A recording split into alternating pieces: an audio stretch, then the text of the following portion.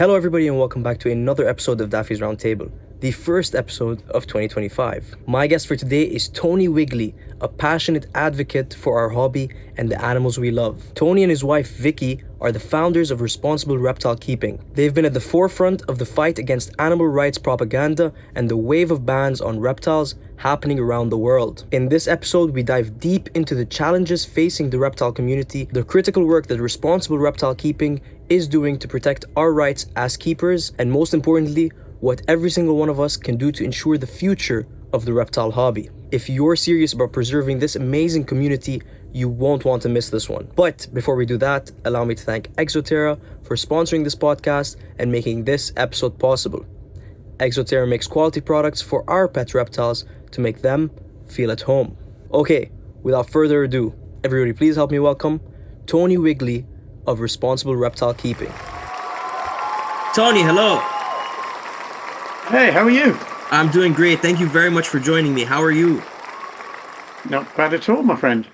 I'm very excited to do this. I think Responsible Reptile Keeping is sending a very important message that I think all reptile keepers need to hear it. And so, I don't have that many listeners on this podcast. I love my listeners, but hopefully they can help us spread this message as well. So we'll get right into it. And we do have a little bit of video to show. But before we show that video, maybe you can let us know a little bit about Tony, how you got started in this, and then we'll show the video and go from there. Yeah, sure. In a nutshell, and it'll need to be a very brief nutshell because I started work with reptiles almost 40 years ago. And I know that I look very young and obviously too young to have been doing this for 40 years. But 100% you do. I started when I was, I started when I was a teenager. And I was quite lucky to get a job in what was at the time the biggest reptile house in Europe. And it was in a place called Walsall in England. And we had thousands of animals there at any one time and hundreds of species. And because the reptile house was so big and so well known and so prestigious, we'd get visitors from all around the world come to visit us.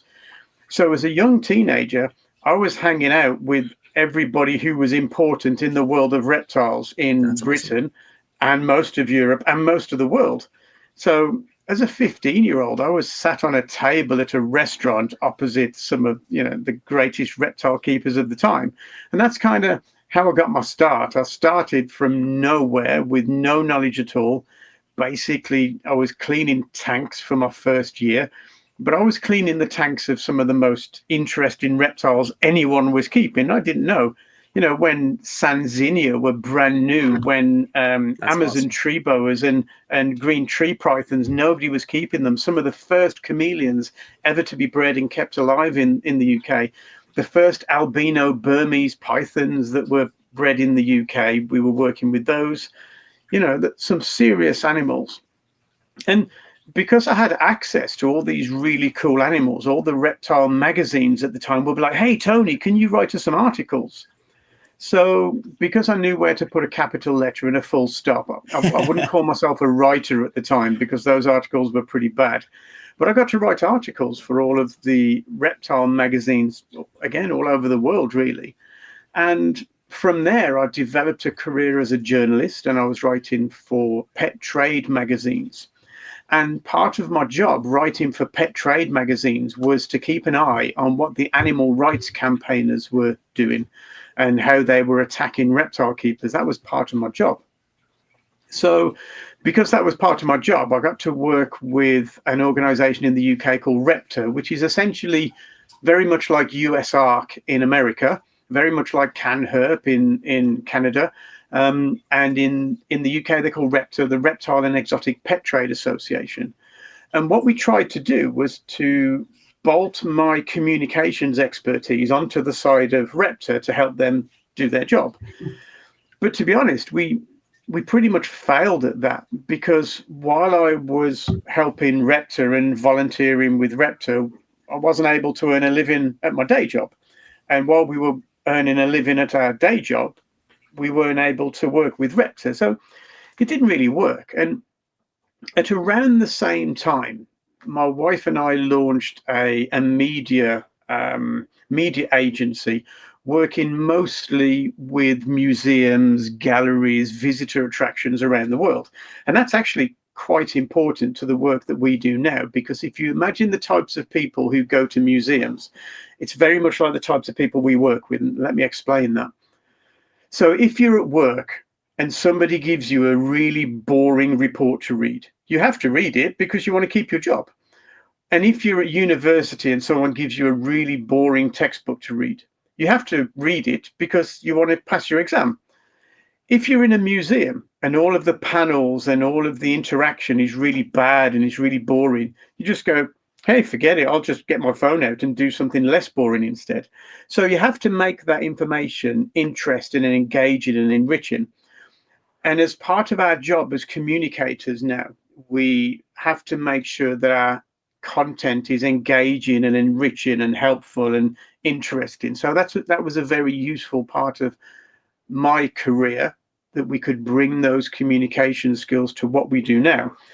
And what we do now, I think, is probably the most important challenge that we have in reptile keeping, and we'll come on to this in a moment when we talk about how and why we launched Responsible Reptile Keeping.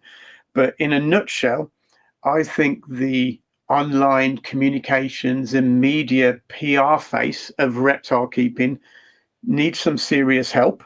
And in order to do that, we need somebody who knows about reptiles, somebody who knows about the politics of keeping reptiles, and somebody who knows about communication. And in the middle of that Venn diagram, that's where we are. And I'll explain why it's so important in a minute. But that's, in a nutshell, 40 years worth of experience of how I got here. And along the way, I've worked in venomous collections, zoos, big breeding projects, shops, wholesalers. I've been around the block a little bit. That is an awesome story. Fascinating, and like you said, we'll get into a bunch more of that as it goes down. But so through Responsible Reptile Keeping, you guys are doing outreach in many different ways. You have your website, your newsletter, and you have a YouTube channel as well. And so before we go any further into this episode, we're just going to show a quick video from the YouTube channel, which I believe hasn't launched yet, but probably will be out by the time this is out. So it will be in the description as well if you want to watch it again. Go back and watch this video. And if you're not already subscribed to Responsible Reptile Keeping on YouTube, make sure you subscribe as well. But yeah, so we'll show you that quick video and we will be right back. And for those of you that listen to the podcast and don't watch it, still stick around, because the words that are being said are what's important, and you can still hear that. And whenever you're not driving or walking your dog or doing whatever you do when you're listening to this podcast, pop onto YouTube and give it a watch and go through the Responsible Reptile Keeping channel, because there's a lot of very, very, very good information there. So yeah, Tony, we will see you in a second.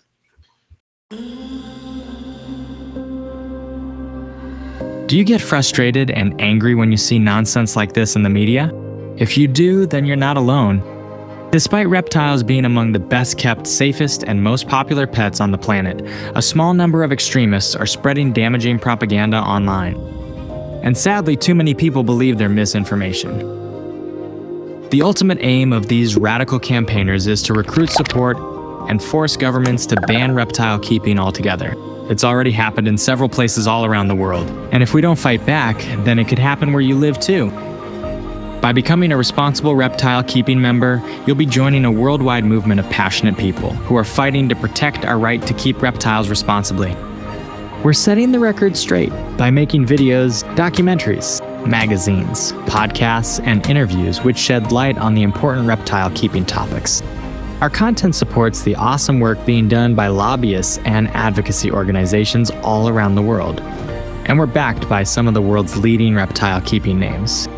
So if you're frustrated by animal rights propaganda, here's your opportunity to fight back against their lies. Become a Responsible Reptile Keeping member today, because together, we can make a difference.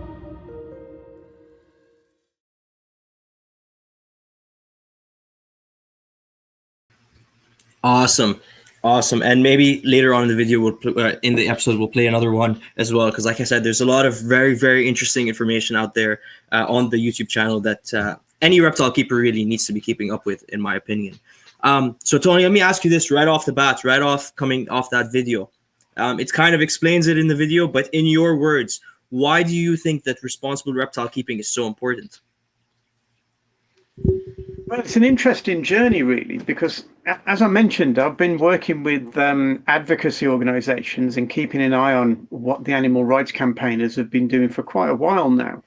And as a communication specialist, as a media specialist, I had a pretty good idea of what was going wrong for us, which is why we were working with the advocacy organisations. But to explain what's gone wrong, I need to ask you a question. So we all know that reptile husbandry, reptile welfare, reptile keeping has come on enormously in the last 10, 20, 30, 40 years. Like 40 years ago, we were only just getting to grips with ultraviolet light and how important that was. 30 years ago, we didn't know much about bioactive. 20 years ago, 10 years ago, we didn't even know about infrared radiation. We didn't know much about any of these things. Reptile keeping has come on so much in the last, decade even. So if that's true, if we're doing so well, my question to you is, why are we getting more trouble from animal rights campaigners than ever before? We've got USARC, REPTA, ZZF, ZORF, DGHT, all of these advocacy organizations around the world working hard at what they do, at the lobbying and interacting with parliaments. But still, the problem of animal rights campaigners is getting worse. And I think we can agree that it's getting worse. Why is it getting worse when we're doing so much better with our reptiles, when really they should be saying, hey, you guys are getting your act together, you're doing really well, reptile husbandry is coming on great, reptile welfare is actually better than most other pet animals by the limited amount of data we have. So they should be really leaving us alone and maybe even celebrating the work that we do, because all of the innovations of reptile keeping, herpetology, they don't come from zookeepers or zoos. They don't come from conservationists or researchers. They come from the private sector, private keepers learning about these animals, starting businesses, producing products. So why are we getting so much hassle? Why are we getting more hassle than ever before? And I could let you answer that question, but I'm going to butt in and answer it myself. Yeah, go for it. I was going to say, I don't really know if I have an answer for that, but if I'll just quickly throw in, I assume it's the popularity of it is just, it's become a bigger target for certain other organizations, but that's probably not the great answer. So you go ahead. Yes.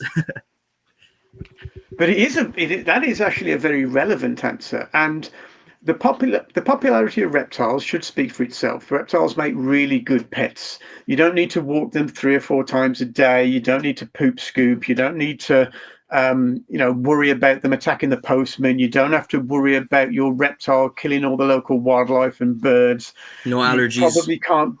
Yeah, you can't be allergic to them. If you go away to work, your corn snake isn't going to miss you. These animals make really, really good pets for most people. And there was even a government working group in the UK that says keeping a typical reptile pet can often be easier than some more traditional pets. So even the government recognized this. So what we've got is a juxtaposition where people who keep reptiles know they're good pets, but people who don't understand reptiles are like, why do you keep wild animals that might eat your children? Or, they don't understand reptiles. So it's very easy for the animal rights campaigners to campaign against us. And this brings me on to the reason why we get in far more trouble now than ever before. And the answer to that question is the internet. Over the last 15 years, our opponents have been very, very good at using the internet and social media in particular to attack reptile keepers, to broadcast propaganda, broadcast misinformation, disinformation, and lies, literally, in order to recruit support for their ideology. And their ideology is that these animals should not be kept in captivity.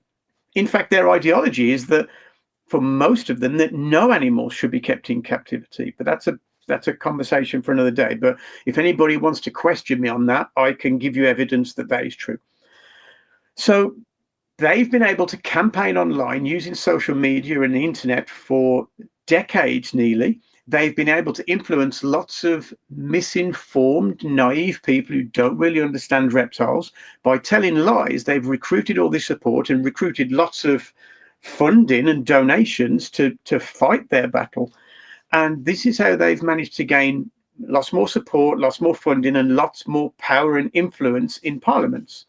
So by the time, like the work that USARK does and CanHerp and Repta in the UK, the work they do is absolutely essential. Without them, we would be in a lot of trouble. I often describe them as kind of superheroes that fly into the rescue. They're like firefighters. Every time something blows up, they put their cape on and put their pants on the outside and fly to the rescue and help. And without them, we would be in a lot of trouble. But there's also another battle that we should be fighting. There's another job that we should be addressing. And this is the problem that we have as an industry and as a hobby of what we do being shown badly, for bad examples to be presented as the absolute truth. You get one guy who can't keep his reptiles well, so all reptiles are, badly kept. One species becomes invasive. Oh my God, everything's going to become invasive. They take tiny little bits of evidence, which do exist, and sensationalize them and propagandize it until they have a campaign where people say, wow, that must be a bad idea. We should ban reptile keeping.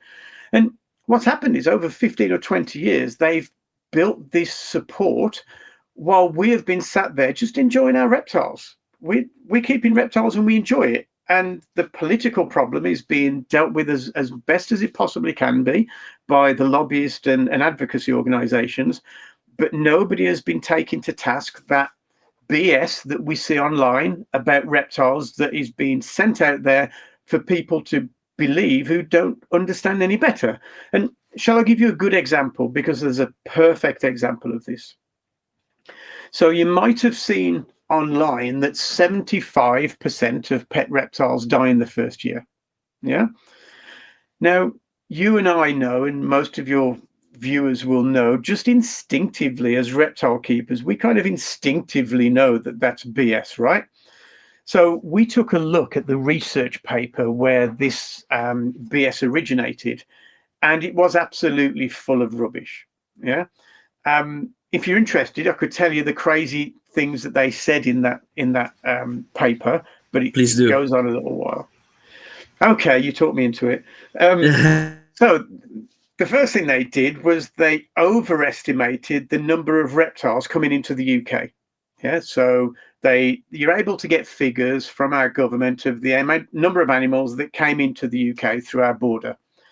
What they didn't do is count the ones that flew straight out again on a connecting flight, because the UK Heathrow is a central hub for international flights.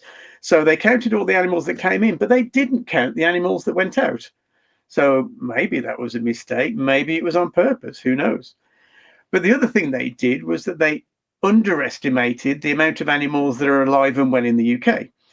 What they did, they used some research by an organization called the Pet Food Manufacturers Association, and they're really good. They do a really good survey. What they do is they call up thousands of households every year and they say, hey, do you keep a pet? Do you keep a hamster, a guinea pig, a dog, a cat, a budgie, a reptile, or whatever? And if you answer yes, I keep one of those, they assume that you keep 1.6 animals. And the reason they say 1.6 is because if you keep a dog, you've probably only got one. Some people have two, very few people have more. If you've got a cat, it's the same. You've probably got one. Some people have two, very few people have more. So 1.6 is probably about right as a rough average. If you keep reptiles, you've got probably, half a dozen. Some people have got hundreds. Yeah. So Look behind exactly. me. Yep. So what 1.6 doesn't really work for reptiles. And the PFMA, they understand this. They know that their methodology isn't very good for estimating the number of reptiles. So what they did, they got together with the Federation of British Herpetologists, and by looking at the data and using what we know about the different types of reptile keepers and the numbers that they keep, They came up with a very different figure. The Federation of British Herpetologists think that there are between 4 and 8.8 million reptiles kept in the UK. And this data has been verified by whoever the governing body of statisticians is in the UK. I don't know who they are, but that's been verified by them. So this research paper overestimated the number of reptiles that come into the UK, underestimated the number that are kept alive and well, and came to this 75% must be dead then, yeah, which we know is BS. But what we have got is 2 other research studies that come up with a very different number. And these research studies were done by different people using different methodologies, and they came to a different figure. One of them was 3.25% die in the first year, which I can probably say is about right. The other one came up with another figure, and that was 3.6%. So these 2 studies, independent studies, both came to a very similar number that was less than 4%. But that 75% statistic is still out there on the internet, doing the rounds, being quoted by people. We recently got in touch with a magazine that had been quoting it, and we set the record straight with them.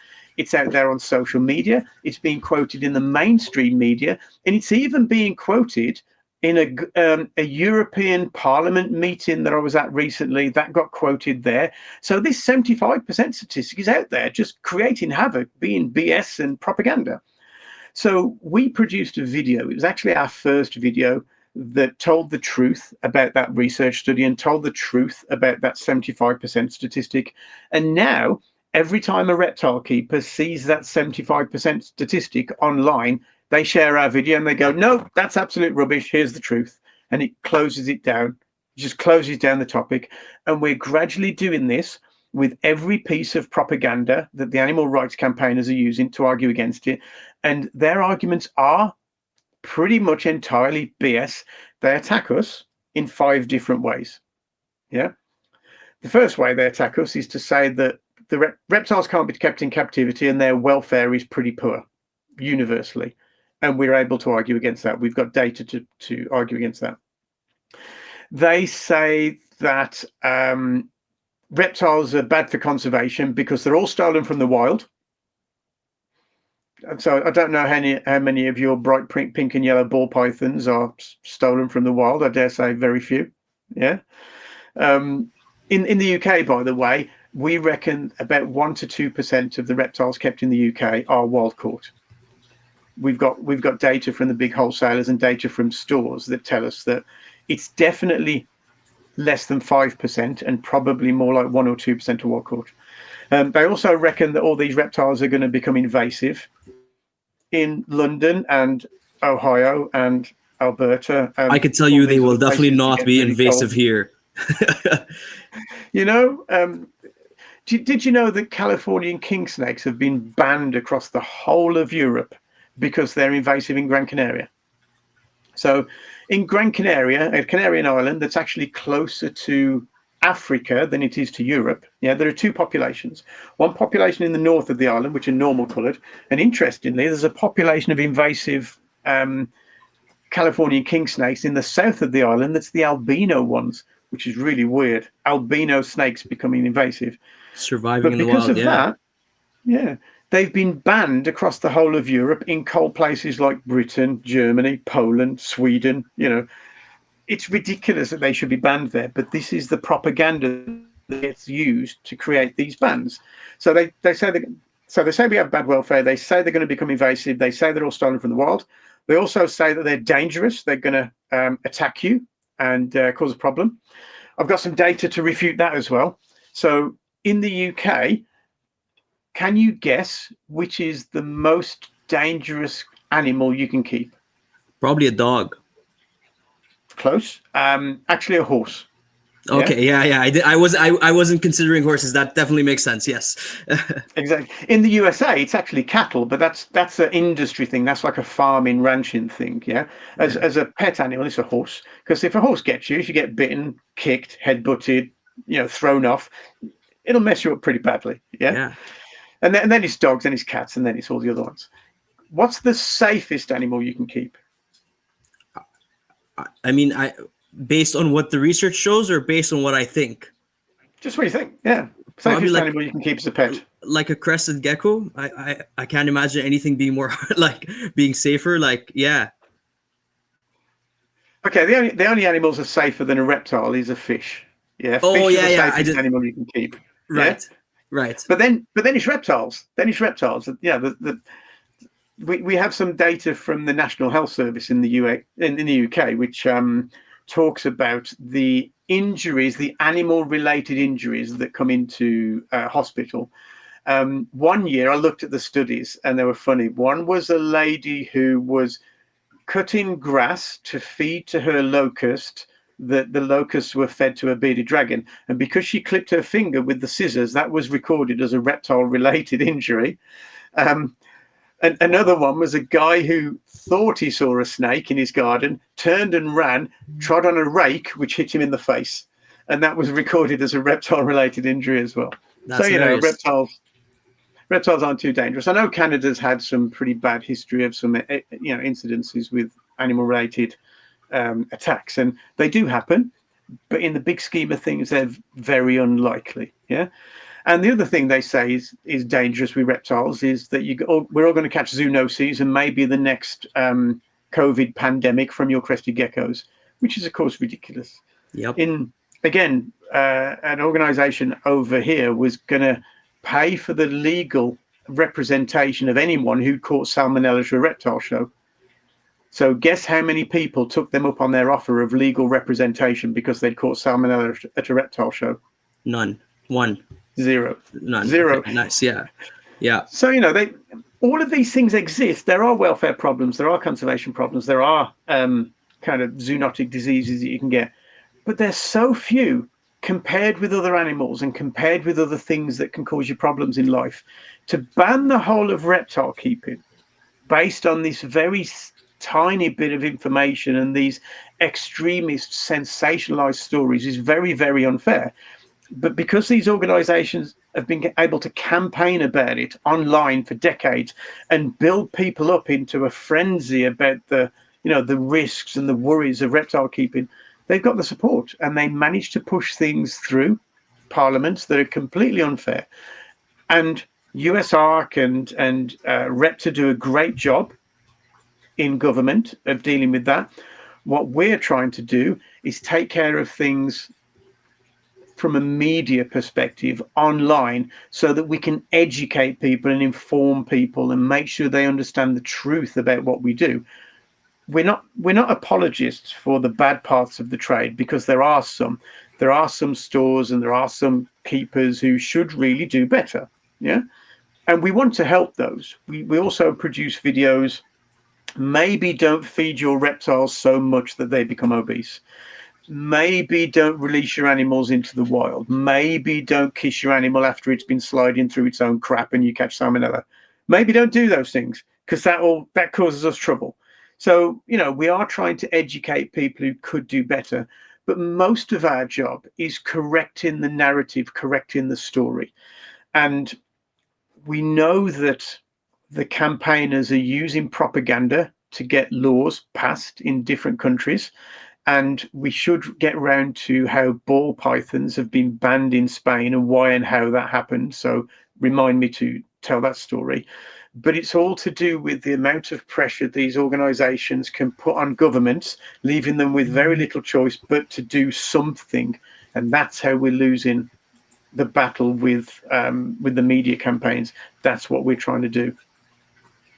I know you said remind me, but I don't know if I can wait any longer. Please tell me the story of the ball pythons in Spain. What happened there?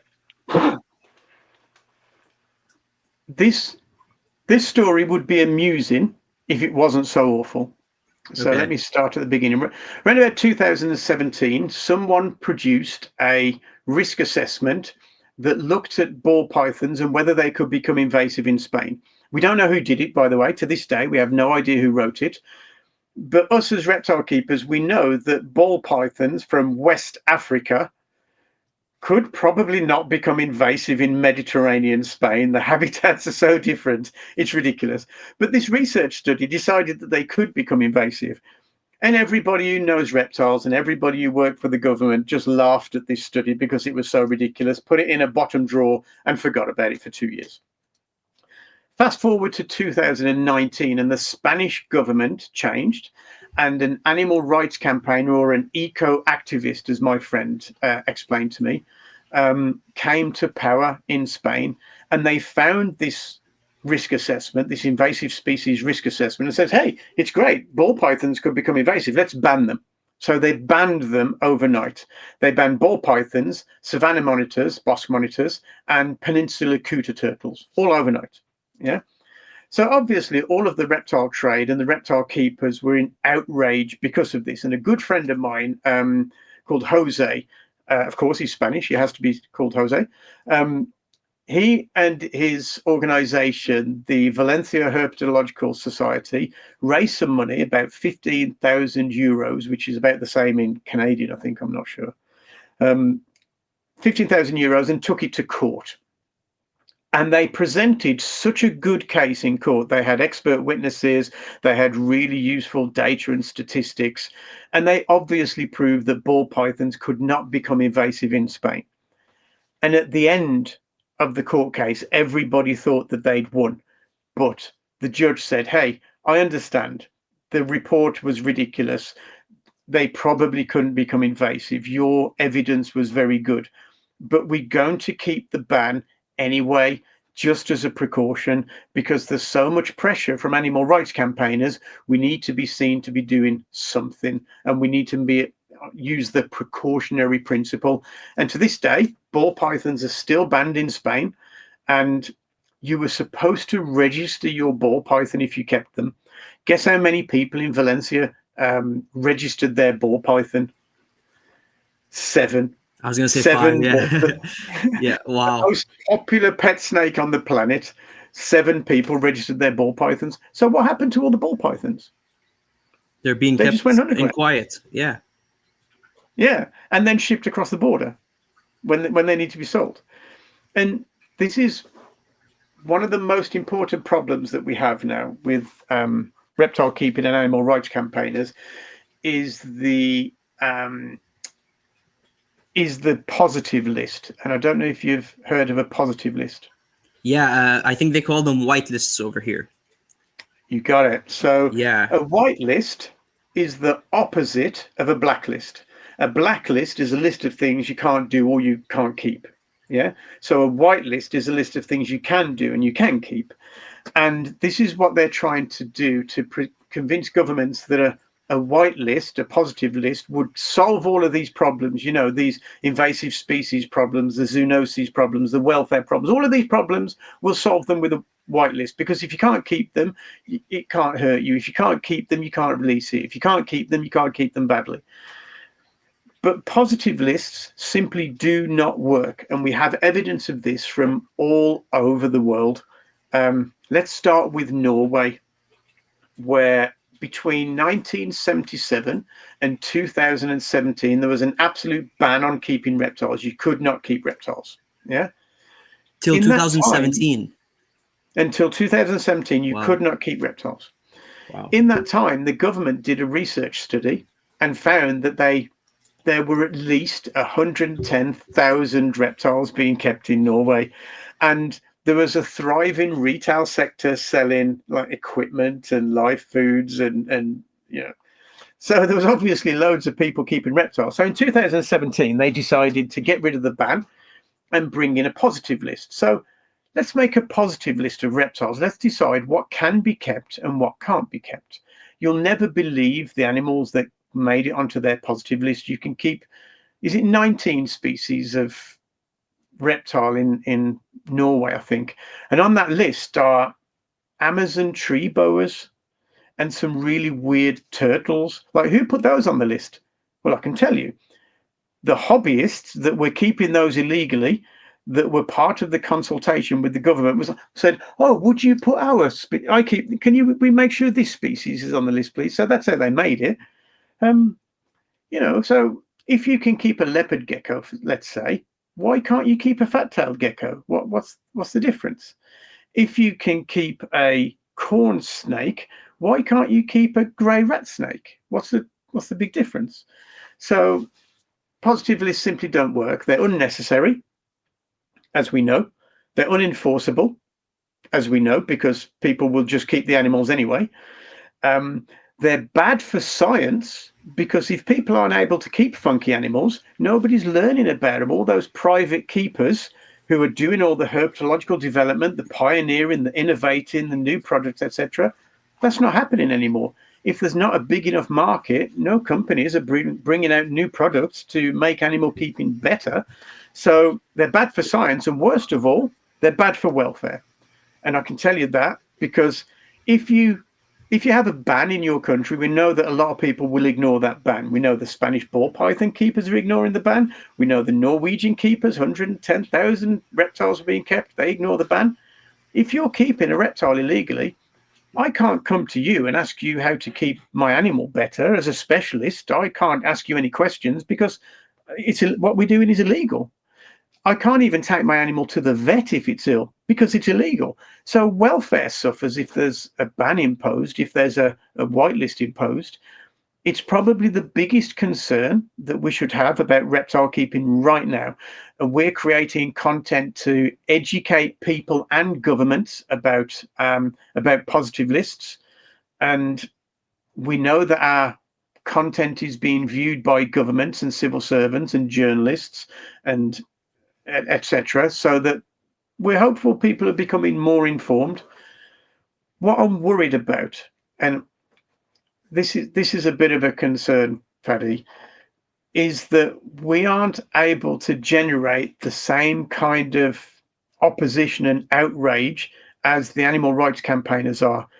As far as I'm concerned, every single reptile keeper in the world should be outraged and adding their voice to the campaign against positive lists.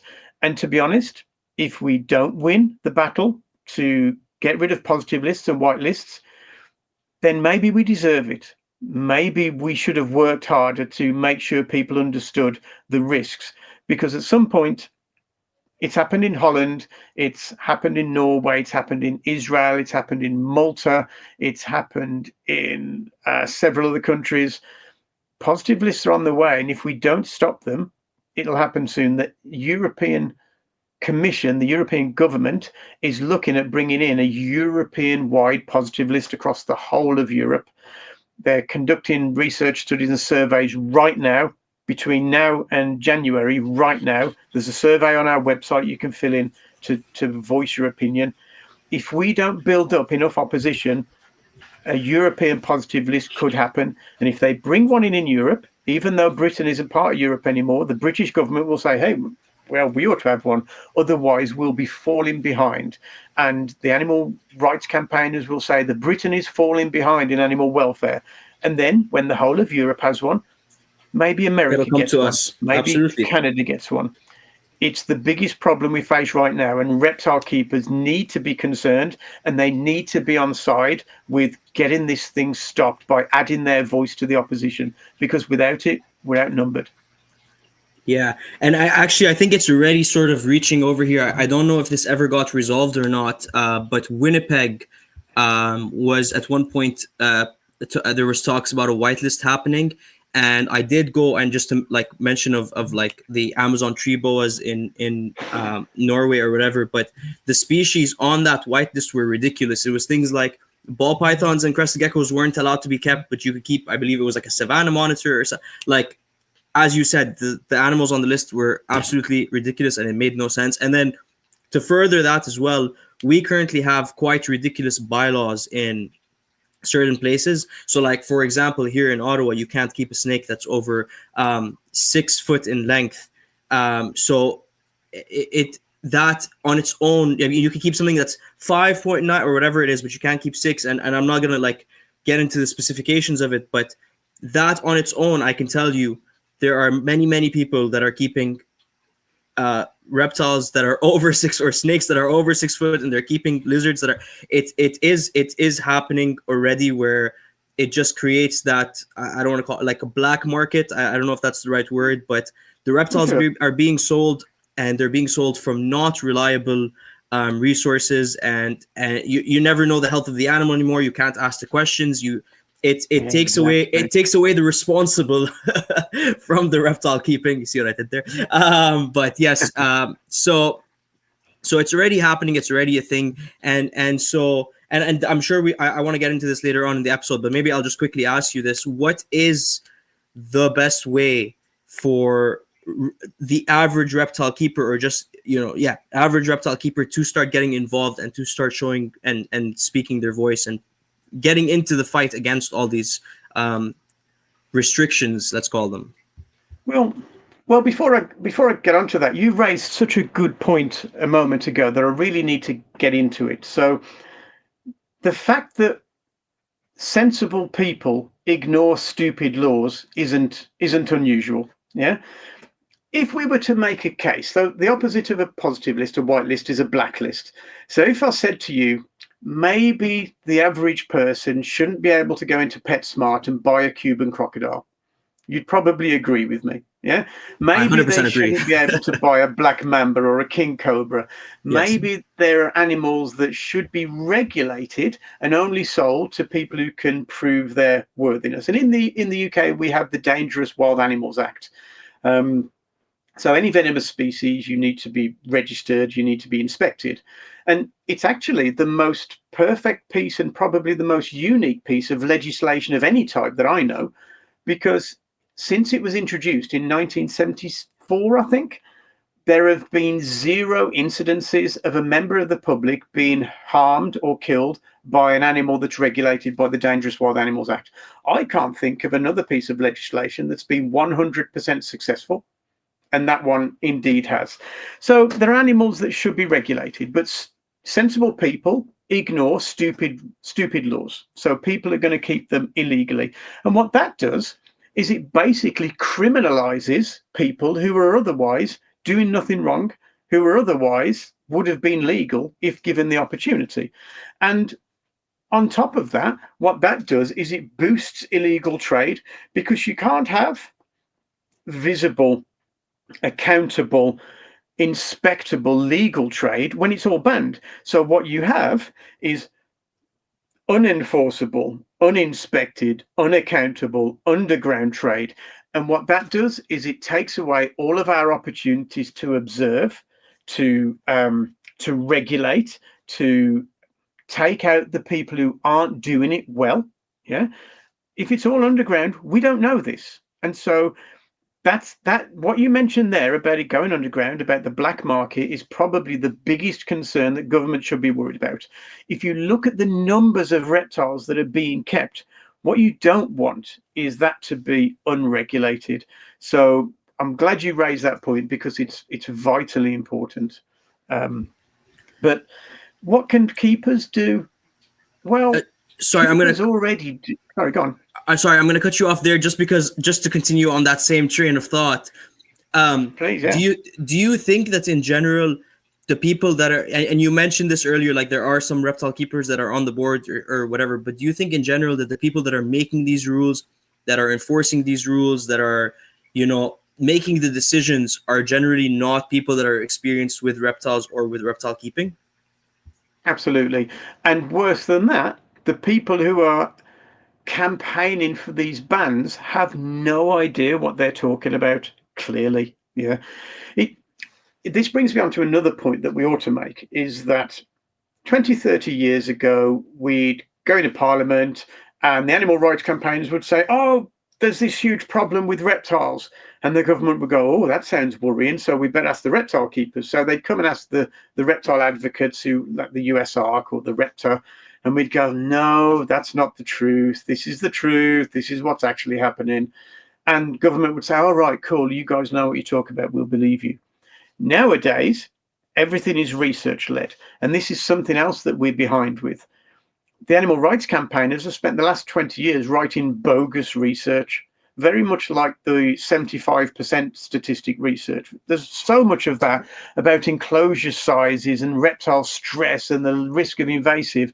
And every reptile keeper that reads these goes, that's such crap. Yeah. But government have only got that to work with. We haven't produced our own research. And this is something that we would like to fund research that looks at the truth of reptile keeping. And you know what? If that research says things that we don't like, we have to suck it up, because we have to deal in truth. We have to deal in the real, honorable, reliable topic. We can't just create propaganda like the animal rights campaigners do, but we don't have any information at all. What you were saying about the snake length thing, you can only keep animals up to 6 foot. What I'd like to do is get myself a 6 foot whip snake, or and ask somebody who's tasked with enforcing this. Okay, go and measure my snake. Let's watch you. Let's watch you try and measure that snake. And it would be entertaining to watch them try. Have you ever tried to measure a snake? It's a nightmare. It is. I have tried. It's a nightmare, and I don't think you ever actually get the right length. Exactly. So how can you even make a rule that relies on you measuring a snake? How can you make that law? It's ridiculous. No, and also there are certain species that I would consider a little more advanced or a little more dangerous that are definitely smaller than 5 foot, and some super docile, super not friendly, like easy for the average keeper Carpet to keep pythons, species. yeah. Carpet pythons, for example, yeah, they get over 6 foot, but they're not gonna cause, like, they're harmless. And so the whole length thing doesn't make sense, really. Doesn't roll. And they do it with enclosure sizes as well. In the UK, they're trying to push through every snake needs an enclosure that's 1 time snake length. And I'm like, which snake? A blood python that just sits there forever? Yeah. Or a whip snake that's rolling round all the time? Or maybe an arboreal snake that spends most of his time curled up on a branch?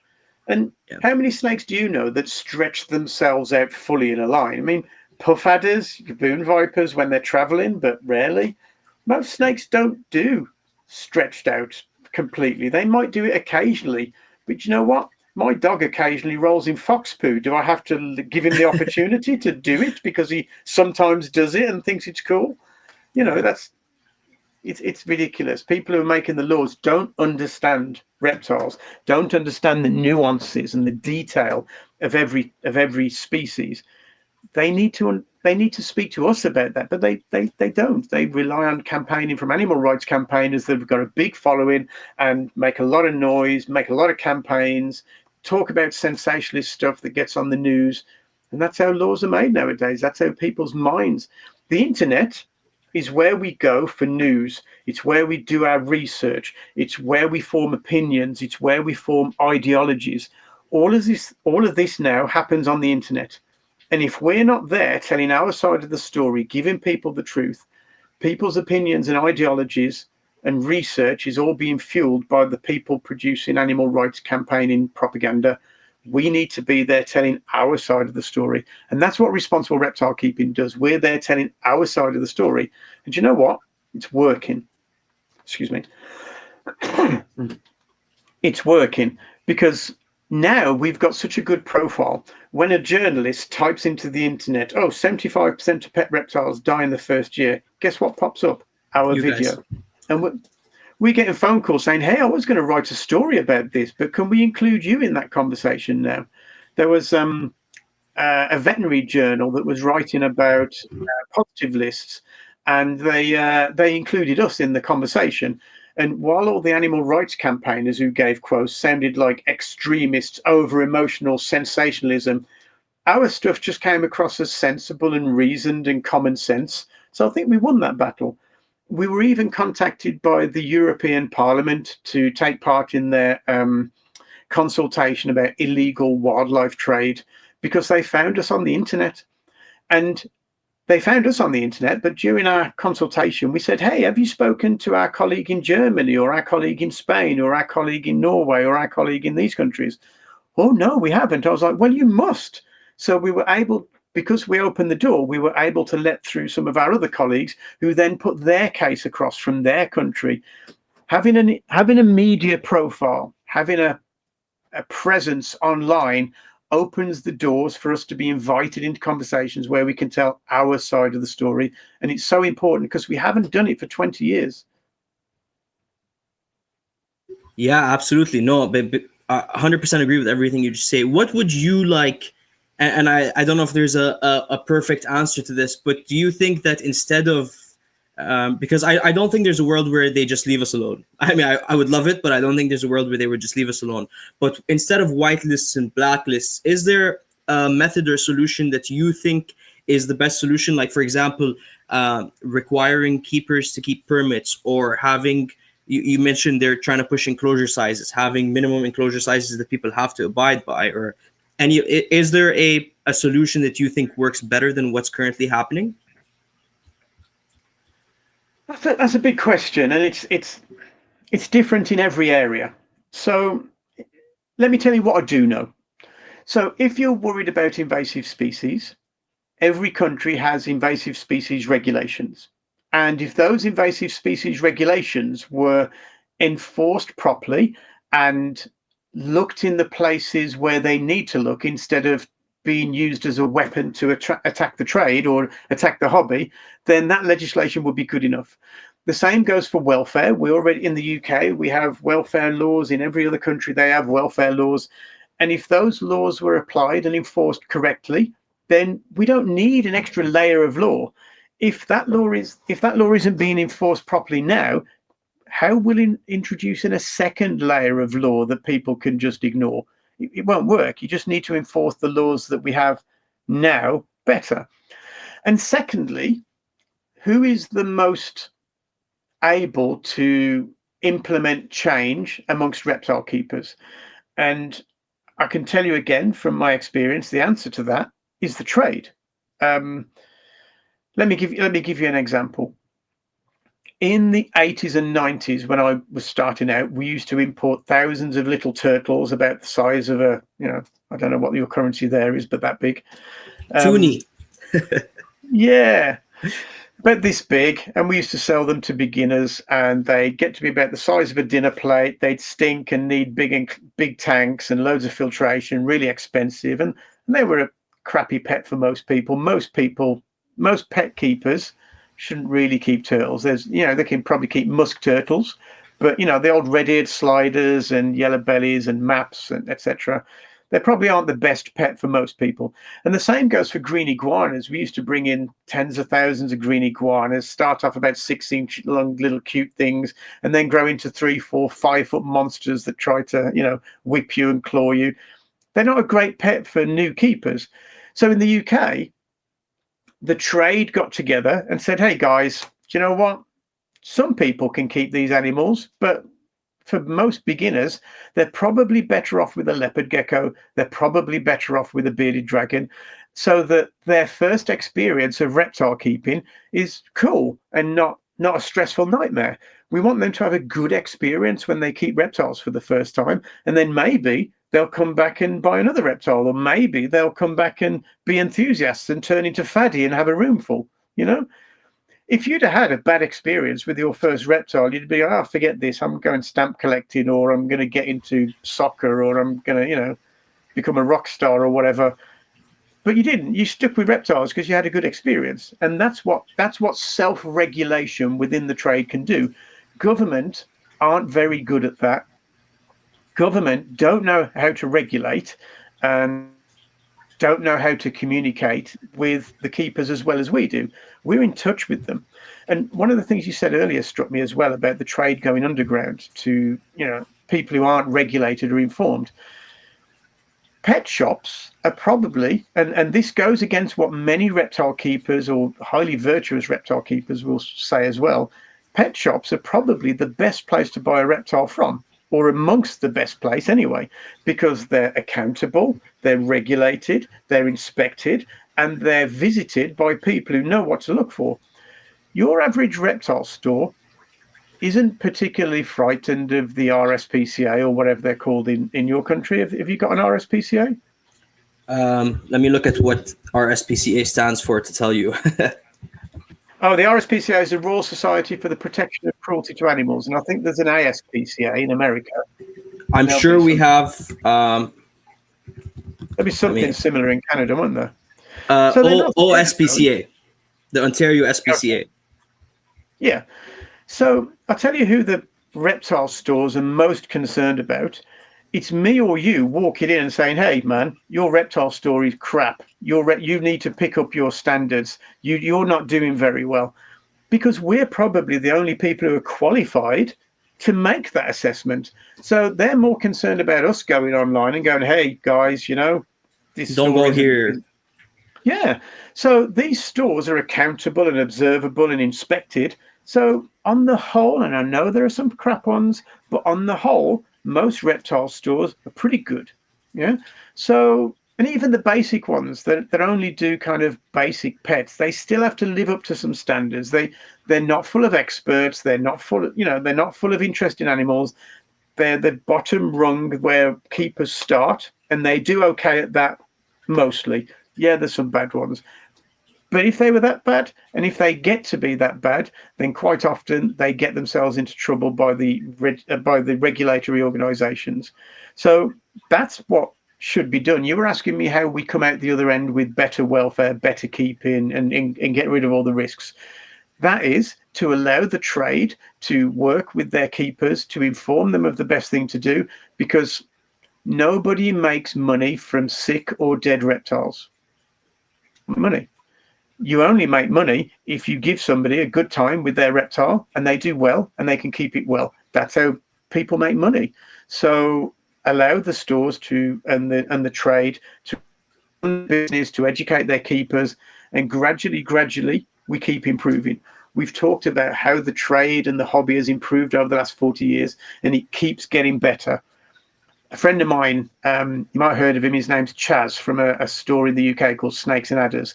If you haven't checked him out, check him out. He does some really awesome husbandry videos.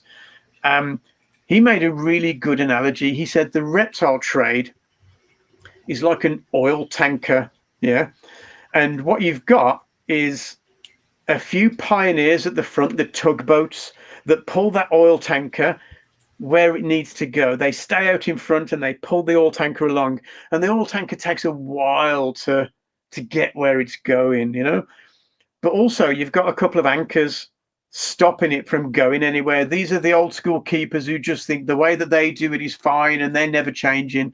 And they're like an anchor stopping that tanker from getting where it needs to be going. Our tugboats have been doing a fantastic job in the last sort of 20 years or so, or even more. And the oil tanker trade has made such progress. I can't think of another type of pet you can keep where so much progress has been made. I'm proud of our trade and I'm proud of our keepers. And that's why we fight hard to make sure that the trade is safeguarded. When I set up Responsible Reptile Keeping, when my wife and I set up Responsible Reptile Keeping, we set it up because I was sat at dinner complaining about how unfair the bans were, about how this propaganda that we see online was really unfair. And if the animal rights campaigners get their way, these bans will be unfair. And we tried to bolt our expertise onto the side of Reptile and failed. And I thought there was a plan. I thought there was a way that we could do something.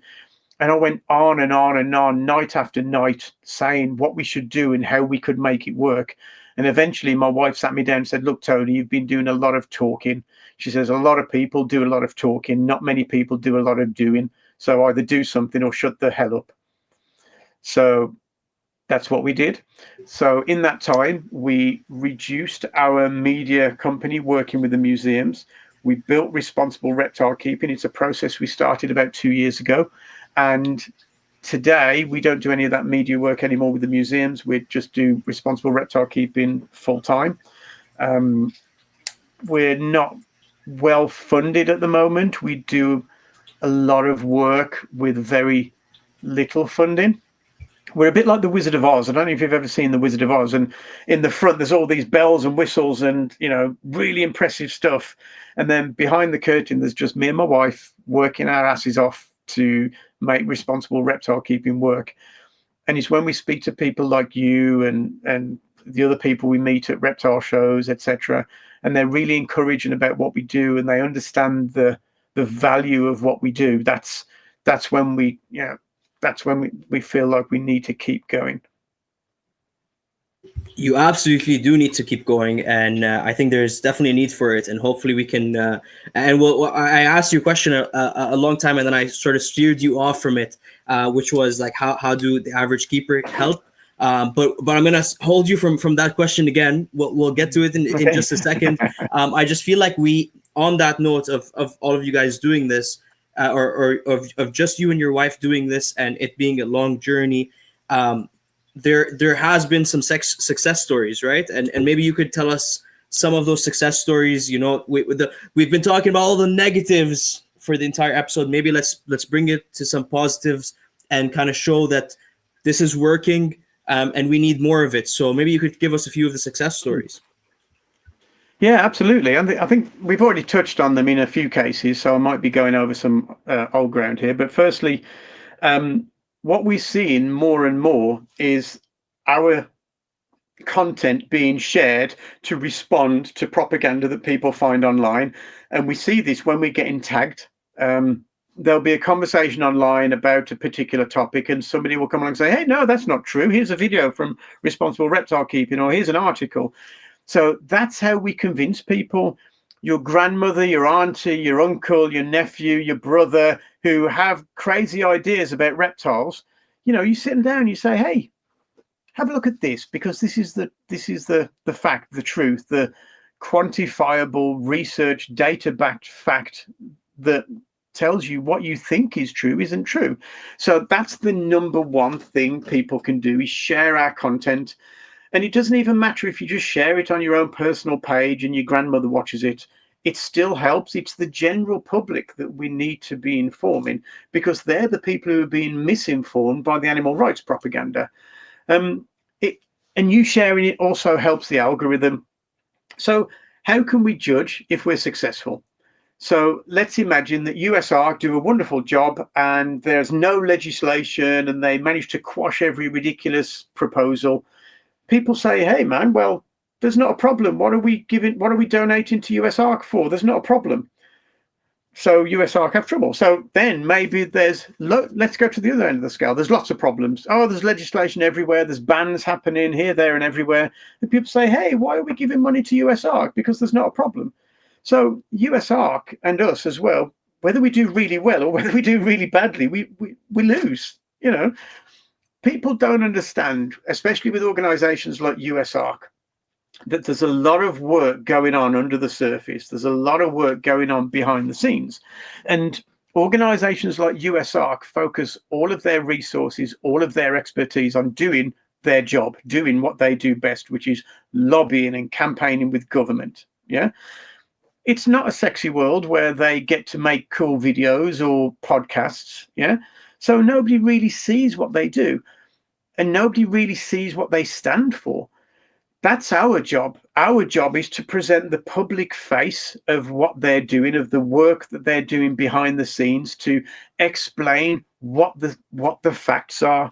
Without USARK and the organizations like them, we would be in a lot of trouble. Nobody's perfect. I'm sure, somebody will disagree with us out there. Somebody will disagree with USARK out there. You can never keep everybody happy.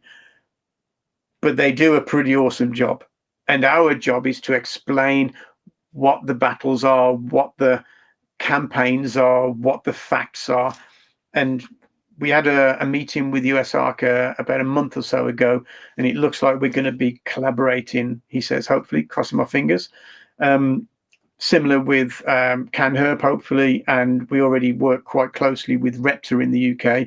We also work with Zorf in Sweden, and we work with ZZF in Germany, and we work with PVH in Holland. So yeah, we're getting around. Those are some of the success stories. On top of that, we've had the European Parliament, the European Commission contact us to discuss with them the illegal wildlife trade, and that's a topic I can cover with you in just 2 minutes if you're interested. Yeah, please do. So, sorry, before we get, I do want to hear about this. Before we do that, would you say that a lot of these organizations are sort of the like you mentioned earlier in the episode, like the firefighters, they come in when a fire started and they do that, whereas your job is more to be the proactive one of, we're going to try to stop this before the fire starts? You got it. And this is it. It would be a disservice for me to say that these organizations are purely firefighting, because a lot of them do a lot of proactive work to educate. Yeah. as media specialists, we feel like we can do a good job at that. So that's where we focus. But yeah, a lot of these organizations are focused on legislative battles, and some of them are actually multi-taxer organizations. These are organizations that don't just work with reptiles. So ZORF, ZZF, PVH, these Swedish, German, and Dutch organizations are multi-taxer organizations. They represent all pet keepers. So increasingly, a lot of our work is multi-taxer. We recently released a video about parrots in Spain. We're releasing a video in Germany about what we would call extreme breeding or deleterious genes. But what the animal rights campaigners are calling torture breeding. Again, they're sensationalizing the topic. So yeah, but these are the organizations that know that what we do is important. They would possibly like to do it themselves if they had the resources, but they don't. They would possibly like to pay us to do it on their behalf if they had the funding, but they don't. So what our funding strategy relies on us having funding from as many different places as possible, so that no one company or no one organization has to pay for everything.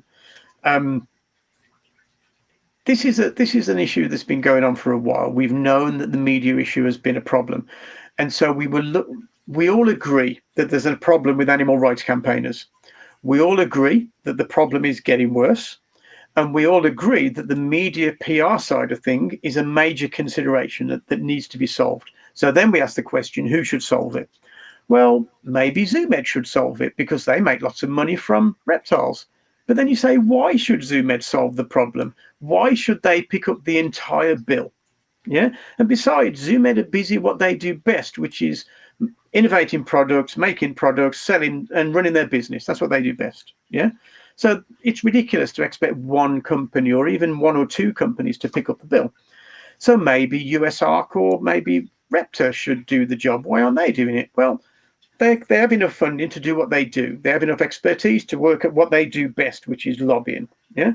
So what we think is that everybody who has a vested interest in reptiles, everybody who wants reptile keeping to continue, everybody who wants to avoid unnecessary bans, if we agree that there's an animal rights problem and it's getting worse, and the media side of thing is where the major battleground is today, then all we have to do is make sure that somebody is well funded enough to fight that battle. Because if we don't fight that battle, we lose.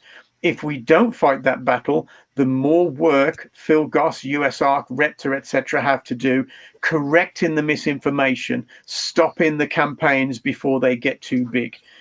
If we imagine that the Spanish government had seen some of our content before that risk assessment said that ball pythons could become invasive.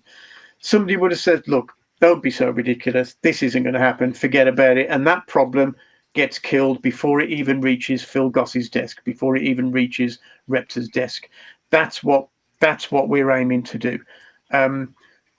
We need to be funded to do that. It's impossible for us to do it as volunteers. It needs to be funded, and we think that everybody who wants to avoid the ban should get on board to help us. The more funding we have, the more work we can do. Our funding structure starts with the most basic, cheapest way of getting involved is like $5. What's $5 in Canadian? Do you know? Like 100. No, Is it? no, I'm exaggerating. It's $7. $7. So Yeah, there is a Canadian button you can press on our website. So for like less than the price of a Costa or a Starbucks, yeah. you can join us. Yeah. Reptile stores can join us. Education experiences can join us. That can all be done online. We have a donate button if that's the way you want to do it.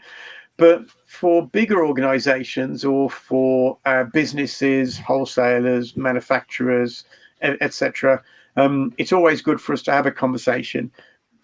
With our funding mechanism being so broad, it means that no one company or organization has to pay a lot. So to support what we do is pretty affordable usually.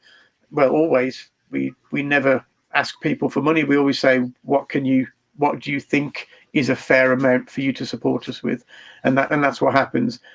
The more people we explain what we do, everybody agrees that it's an important job, and pretty much all of them get on board with funding. Yeah, no, that's awesome. And I might, this may be like, I'm maybe repeating myself and maybe getting you to repeat yourself, but just so it's clearly out there. So the best ways really for people to get on board and help with this fight and make sure that they're able to continue to keep reptiles is by, getting a membership with Responsible Reptile Keeping. 3 ways. Okay. Go ahead. Tell us what the 3 ways are. Number 1, support the brands that support us. Yeah, you can go on our website and you can see it at the bottom of our website. There's a carousel. All of the brands who support us are on there. These are the organizations that understand the assignment, that get our mission, that are fighting to protect the animals that you keep and protect their own businesses. They get it. Yeah, these are the organizations that are on board. And we think if they're supporting us, then we would like you to support them. That's the first thing. And when you get in touch with those organizations, say, thank you for supporting Responsible Reptile Keeping. And it reassures the organizations that they have the support of the hobby and that we're promoting them as a result. So that's the first thing. The second thing you can do is share our stuff, because as I mentioned, it's difficult for people to tell whether we're doing well or whether we aren't. Because if regulation doesn't happen, we're obviously not needed. And if loads of it happens, we're obviously not doing our job. But our supporters judge our progress and judge our success by how much they see us online. And the more people who share our stuff, the more the algorithms love us, the more your Auntie Betty is going to see our content. And the more people are convinced, the more successful we are, the more our supporters see us online, the more successful we are being. So let's encourage people to share our stuff as widely as possible to get more people to see it, and then we will be judged as being successful. That's the second thing. And the third thing is, please join us as members. I hate asking people to give up their hard-earned cash. I know that times are hard with inflation and cost of living at the moment. We've kept the memberships pretty cheap, and the money that you pay for membership is very helpful indeed. But by joining, you're actually doing something far, far more important than that. What you're doing is you're adding your voice and you're adding your support to the campaigns that we take to government. So when we go to government, we can say we represent 2,000 members, 4,000 members, 10,000 members, whatever it may be. The more people we have as members, the more clout we have when we discuss topics with government. And it's important. This is what our opponents have. They have petitions and people writing letters to politicians, etc. And they obviously have massive support for what they're doing, generated by misinformation, disinformation, propaganda, and lies. What we need to do is we need to generate that same kind of support for what we do. And we don't need propaganda and lies to do it, but we do need the support. So 3 things: support the people who support us, share our stuff far and wide, and thirdly, join us as a member. Yeah, that's absolutely awesome, and you can find all of this information again on and it will be in the description. But go through the Responsible Reptile Keeping. That is responsiblereptilekeeping.org. Go through the website. You can see all the memberships. You guys also have a magazine. There's all these resources on there that are awesome. I'm actually scrolling through it right now. There's care guides. There's or articles on how to write your own care guides. There's stuff about reptile obesity. There's just so much information on here. So really, that magazine is actually free to every member. We send it out. We send out a digital magazine free to every member. We don't hide any of our content behind a paywall. Anybody can get hold of the content. We do podcasts, we do videos, we do documentaries, we do mini documentaries, we do interviews, we do articles, we do magazines. And the reason we do all this media is because different people like different types of content. You might like a podcast, and if I try and get you to read a magazine, you're like, nah, don't want to. Yeah. I'm old, so I like a magazine. If you want me to listen to a 2-hour podcast, I'm like, yeah, don't want to. Yeah.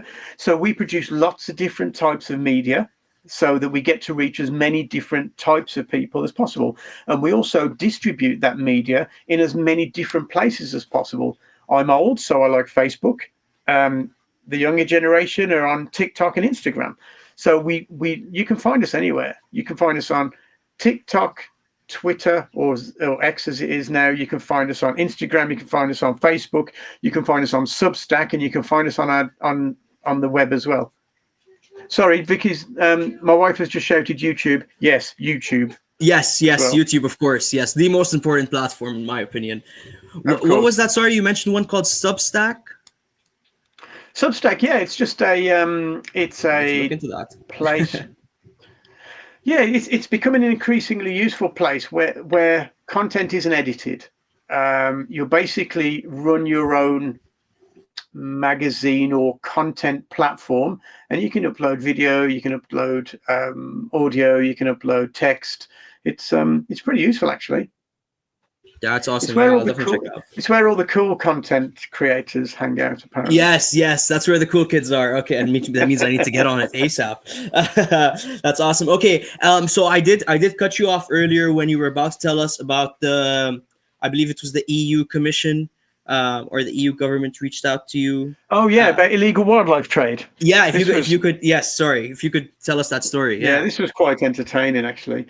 So the animal rights campaigners, again, use their sensationalist propaganda to fearmonger politicians. And they say that the illegal wildlife trade is a multi-billion-pound industry.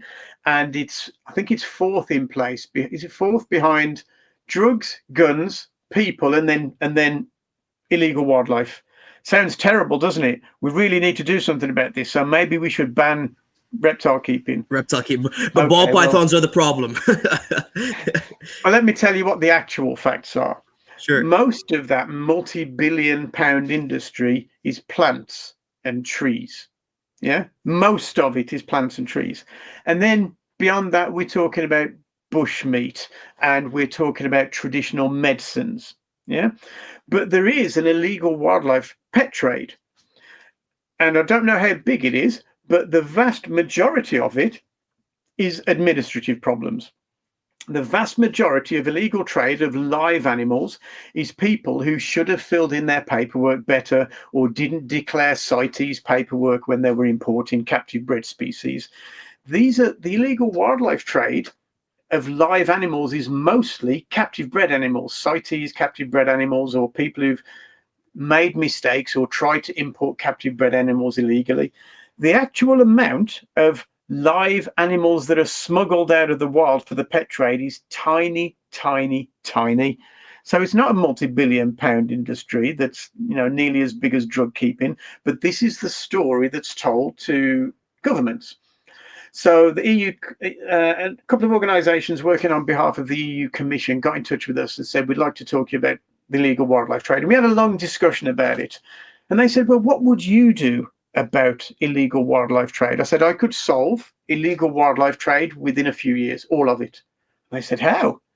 And I said, what you do is you take every animal that's been smuggled, or even every animal that's endangered, because even the most endangered species can probably withstand a harvest from the wild of like 6, 10, 20 animals or whatever, and bring them into captivity.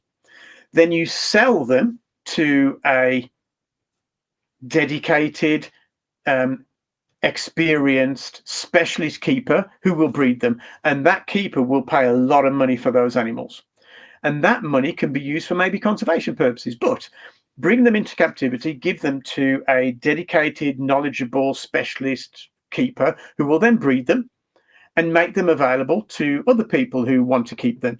And these other people, they might have been people who wanted an illegal animal, but given the choice of a captive bred legal animal or a wild caught illegal risky one, which one do you want? You want a legal one. Yeah.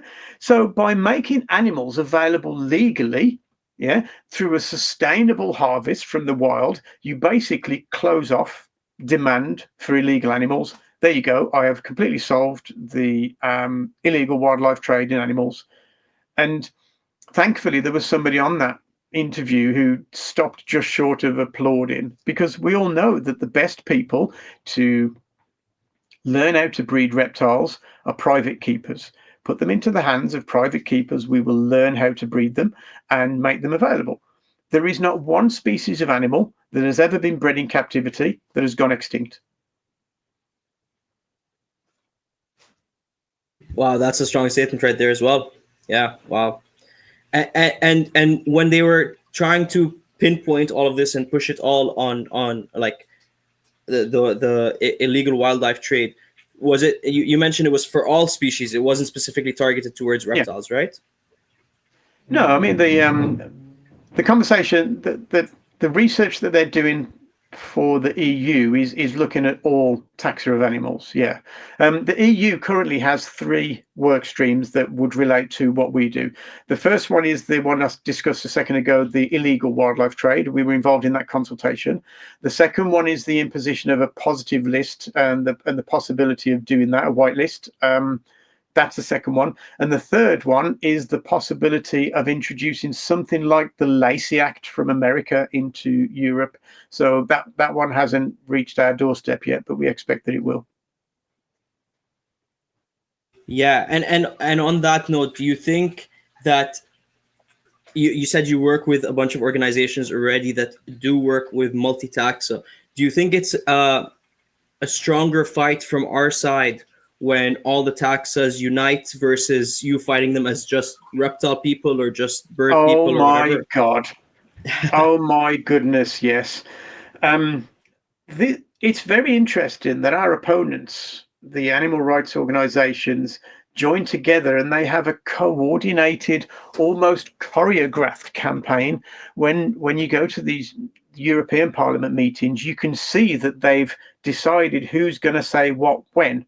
And we haven't had that really.